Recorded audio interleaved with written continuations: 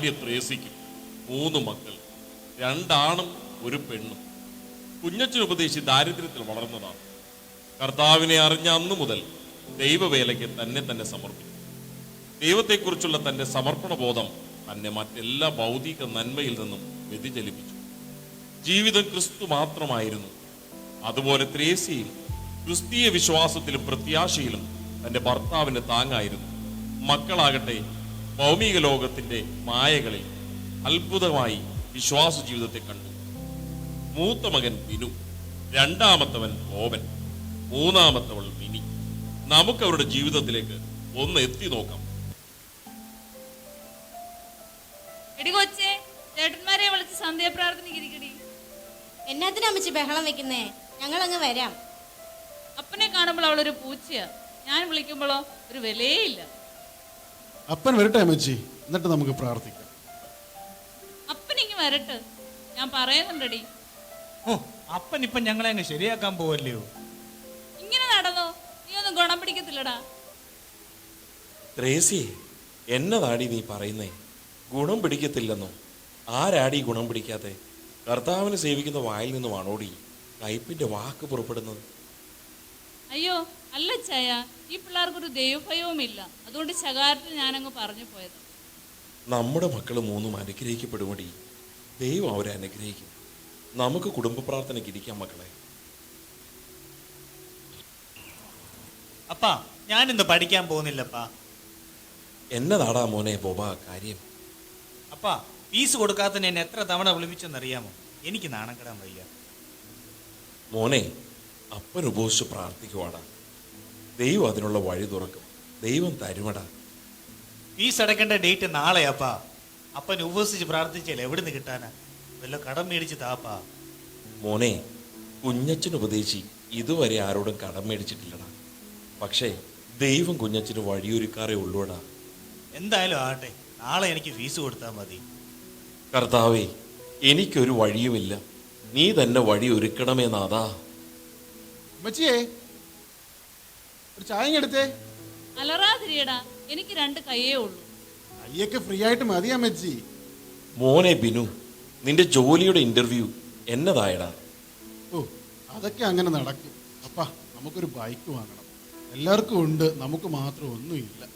ഞങ്ങൾ മാത്രമാ സ്കൂളിലും കോളേജിലും ഒക്കെ നടന്നു പോയത്. എല്ലാവർക്കും കാറും ബൈക്കും ഒക്കെ ഉണ്ട്. എന്തിനാടാ ഇതൊക്കെ? നമുക്ക് നമ്മുടെ കർത്താവില്ലയോടാ, അത് പോരെ? നിങ്ങളുടെ ആവശ്യങ്ങളൊക്കെയും അവൻ തൻ്റെ മഹത്വത്തിനൊത്തുവണ്ണം ക്രിസ്തുയേശുവിൽ പൂർണ്ണമായി തീർത്തു തരും. വിശ്വാസത്തോടെ പ്രാർത്ഥിക്കണം മക്കളെ. ഓ, ഈ അപ്പൻ്റെ ഒരു കാര്യം, എന്തു പറഞ്ഞാലും കർത്താവ് മതി. ഞങ്ങൾ ചെറുപ്പക്കാരുടെ ആവശ്യങ്ങൾ അപ്പന് മനസ്സിലാക്കില്ല. അച്ചായോ, ഇന്നും കൂടി അരിയുള്ളൂ. പിള്ളേർക്ക് നാളെ എന്നാ കൊടുക്കും? കർത്താവ് തരുമടി. കഴിഞ്ഞ 3 ദിവസമായി ഞാൻ നിലവിളിച്ച് ഉപവസിച്ച് പ്രാർത്ഥിക്കുക. തമ്പുരാൻ വഴി തുറക്കുമടി ത്രേസ്യേ.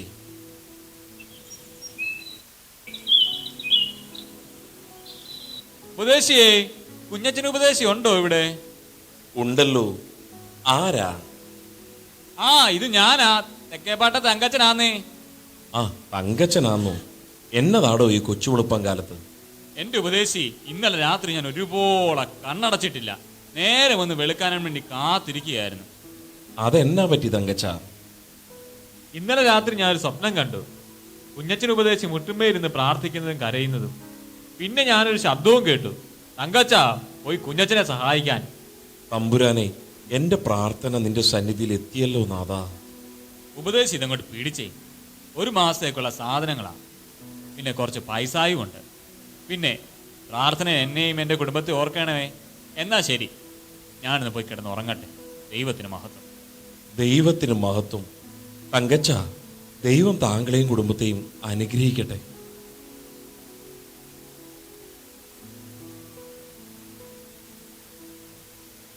ത്രേസ്യേ, ബോബ, എടാ മക്കളെ ഇങ്ങോട്ട് വന്നേടാ. എന്നാ അച്ചായ? എന്നതാ അപ്പച്ചാ? എടാ ബോബ, കണ്ടോടാ നിന്റെ ഫീസ്. എടി ത്രേസ്യേ, നിനക്കുള്ള അരിയും സാധനങ്ങളും ഇതാ. ഏരിയാവിനെ കാക്കയെ കൊണ്ട് പോറ്റിയ ദൈവം കുഞ്ഞച്ചന് വേണ്ടി തങ്കച്ചനെ അയച്ചടി. ഇപ്പോൾ മനസ്സിലായോ മോനെ ബോബ, നമുക്ക് ലോകത്തേക്കാൾ വലുത് കർത്താവാണെന്ന്? ഓ, എൻ്റെ ദൈവത്തിന് മഹത്വം.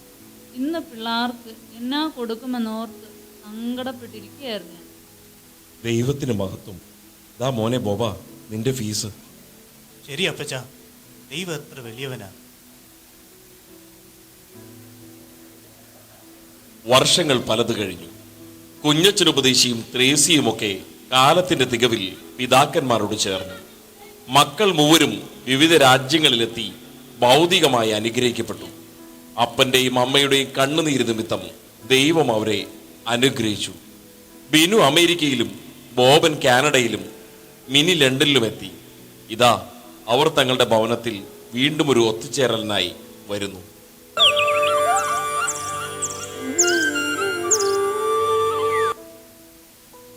എടാ മക്കളെ, നിങ്ങളൊക്കെ തടിച്ചങ്ങ് കൊഴുത്തല്ലോടാ.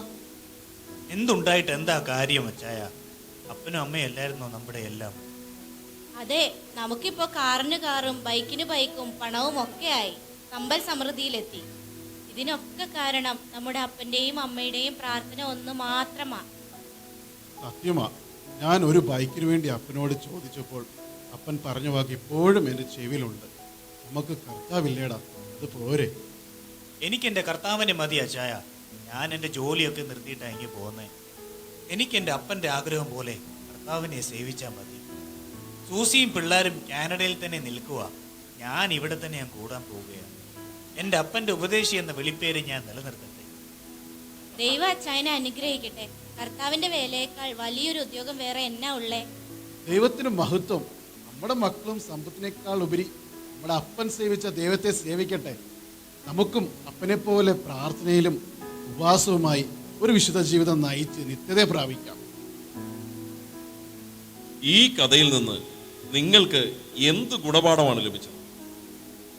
ഒരു നല്ല അപ്പനും അമ്മയ്ക്കും മാത്രമേ തങ്ങളുടെ മക്കൾക്ക് ക്രിസ്തുവിനെ വരച്ച് കാണിച്ച് മക്കളെ വളർത്താൻ കഴിയൂ.